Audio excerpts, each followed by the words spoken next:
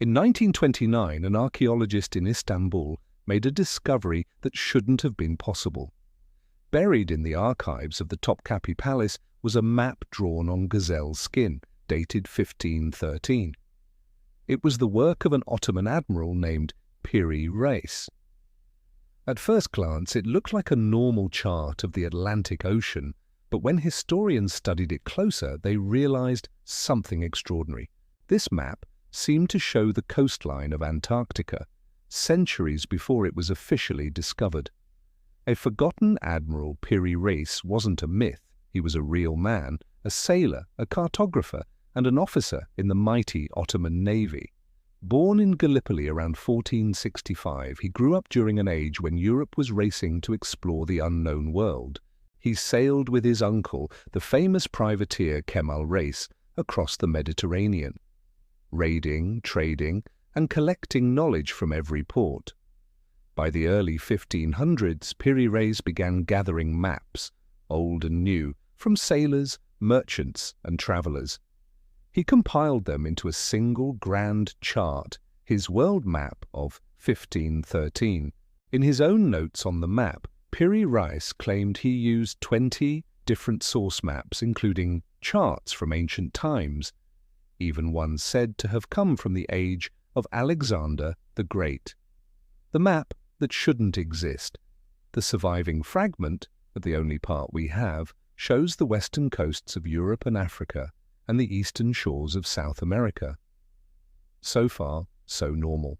But near the bottom of the parchment, where modern maps show Antarctica, lies a strange, detailed coastline drawn without ice. And that's where the mystery begins. Antarctica wasn't officially discovered until 1820, more than 300 years after Piri Reis made his map. So how did an Ottoman admiral in 1513 know its shape? Theories and controversy. Some scholars say it's simple. The coastline isn't Antarctica at all. They argue that Piri Reis merely miscalculated the southern extent of South America, curving it eastward into the Atlantic. In that case, there's no mystery, just an error common in early navigation, but others see something more.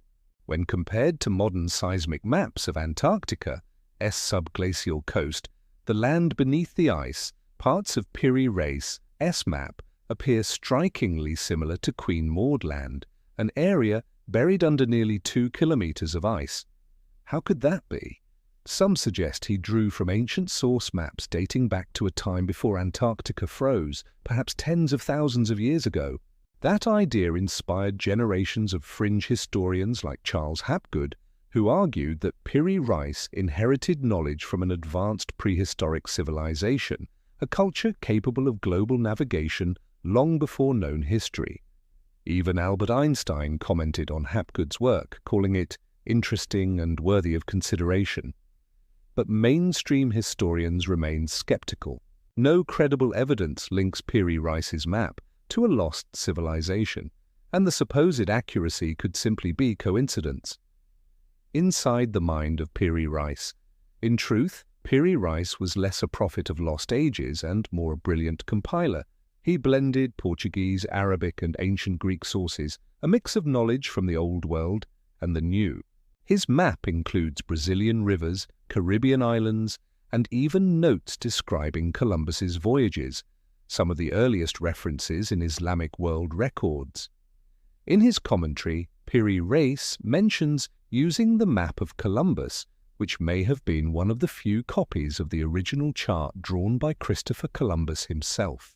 If true, that would make the Piri Reis map not only mysterious, but historically priceless.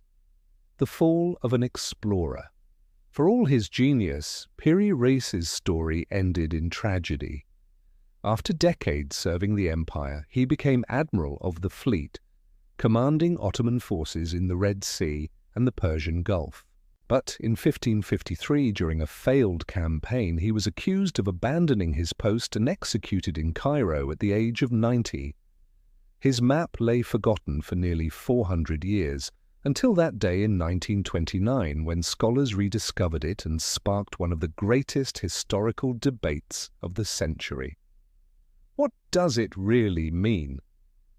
Whether the Piri Reis Map shows Antarctica or not, its importance remains enormous. It reveals that knowledge travelled across cultures, from Greeks to Arabs, from Arabs to Ottomans, and from sailors to scholars. It proves that long before satellites and globes, humans were already trying to understand the world as a single, connected place.